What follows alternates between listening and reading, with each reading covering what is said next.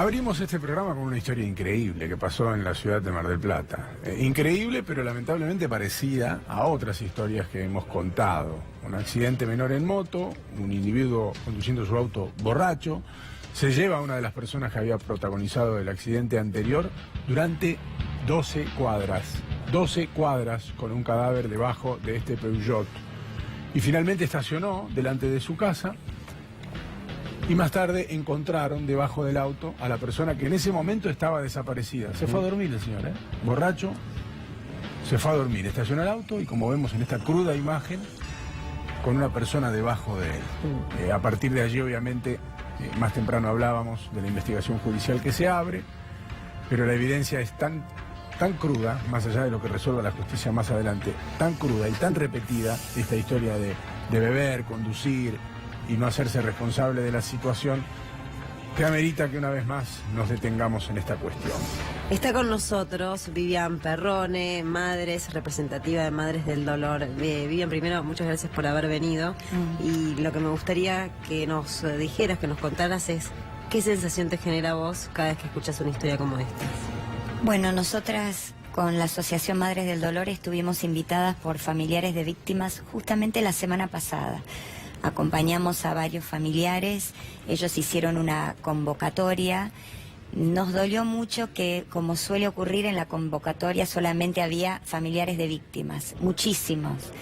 Pero hace 2 años que están pidiendo una audiencia con el intendente de la ciudad de Mar del Plata, no lo recibe.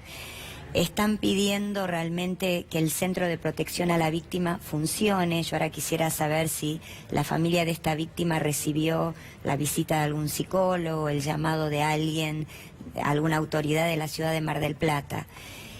Y como ustedes hoy decían, yo los escuché, que lamentablemente en la mayoría de estos casos es muy raro ver después que las sentencias se hagan efectivas. Se está cambiando en algo, saben que hubo un cambio de ley, desde este año el alcohol es un agravante, la droga es un agravante, ahora la fuga del lugar del hecho se ve desde el punto de vista del conductor, no desde la víctima. Entonces, en este caso, especialmente hay varios agravantes, ¿no? Alcohol, droga, fuga del lugar del hecho. Escuché que el fiscal caratuló la causa como homicidio simple, con dolo eventual. Hubo casos, hay un caso en Formosa, donde un conductor, Humberto Colman, recibió 16 años de prisión efectiva, ya hace más de 1 año que está detenido. En San Martín, por el caso del Pato Cardoso, recibió 8 años de prisión efectiva. Bueno, hay varios casos. Sabemos que solo con el hecho de aplicar la ley no se terminan, ¿no?, con tantas muertes, pero en el caso de hechos viales, como ocurren en otros países del mundo, cuando la ley existe y la ley se hace cumplir, baja la estadística de muertes. Lo que pasa en la Argentina es que nuestra ley ya de por sí es muy floja y después son pocos los jueces que la aplican, entonces lamentablemente seguimos perdiendo 25 muertes por día en hechos viales, como ocurrió en el caso de mi hijo Kevin, que su asesino, porque realmente cuando hay alcohol, exceso de velocidad, abandono de persona, Eduardo Suquiasian solamente cumplió con 2 meses.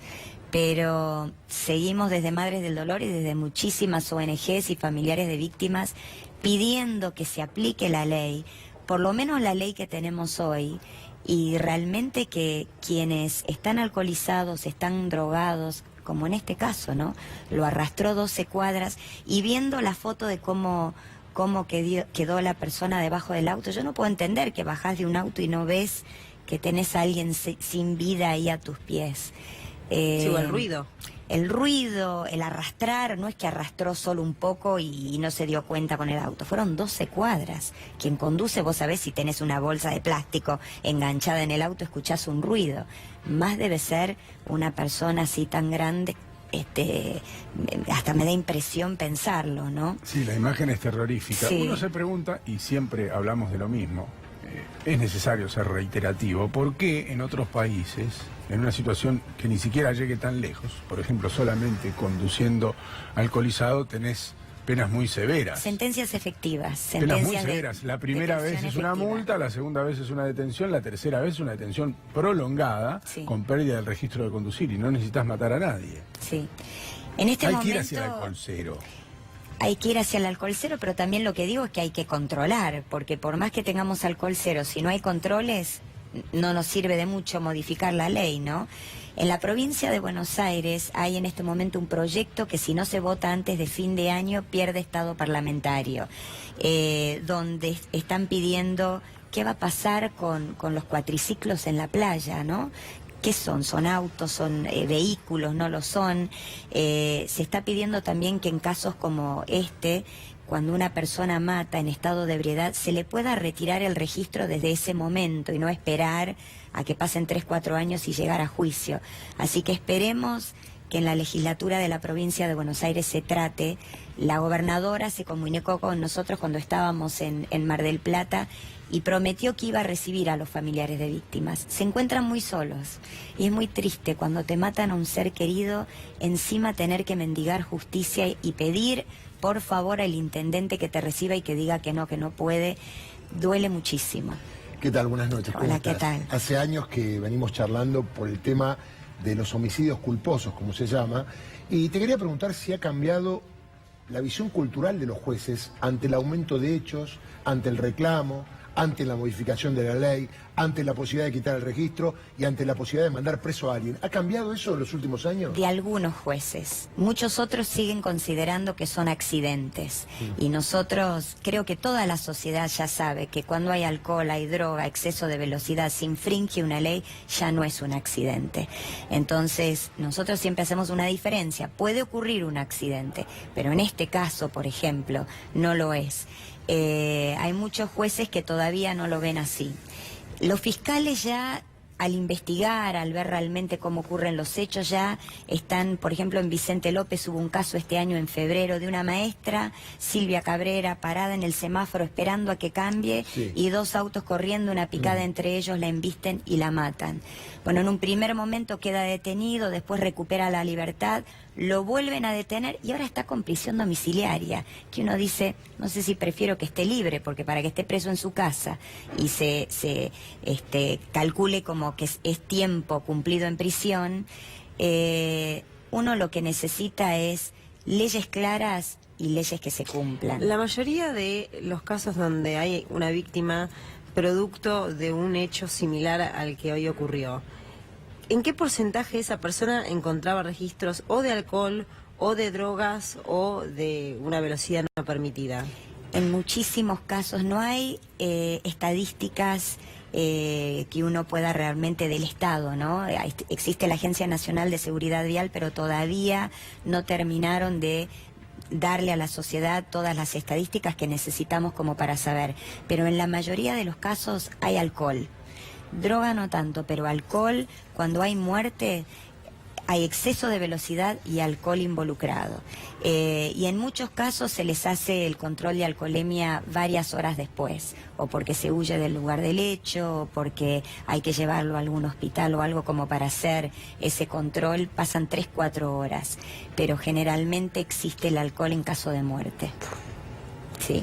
Así que uno lo que está reclamando, en este caso especialmente hubo alguien que es de la Armada, ¿no? Es un suboficial. Entonces debemos considerar todos estos agravantes y decir, es un asesinato vial, tiene que quedar preso y como tal tenemos que entonces decir, esperemos en el tiempo, si se cumplen con estas leyes, que quien se siente detrás de un volante diga, bueno, tengo que tener cuidado porque cualquier cosa que hago, si tomé alcohol o ingerí droga o lo que sea, puedo llegar a quedar preso, ya que el matar no evita que estos hechos ocurran. Quizás lo que habría que aclarar es que quede preso después de la sentencia. Sí. En este sentido lo digo. Ahora es caso mediático, de acá a 2 días no se va a hablar más del tema, desaparece, los jueces bajan la guardia y por ahí lo liberan. Sí. Y después el juicio oral nunca llega. Y cuando llega por ahí le dan una prisión en suspenso. Entonces, ¿para qué lo metieron preso un par de días?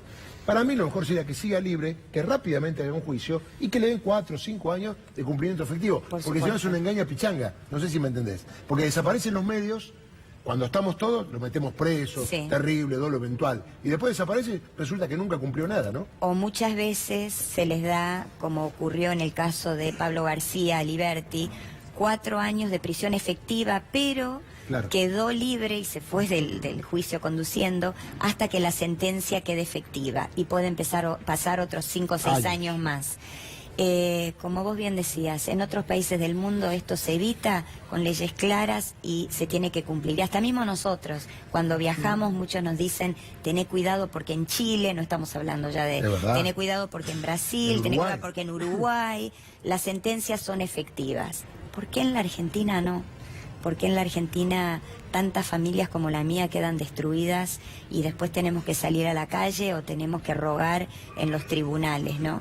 Esperemos que en este caso no ocurra lo mismo. Vivian, muchas gracias por haber venido. Gracias a ustedes. Muy amable. No sé qué pensabas hacer con el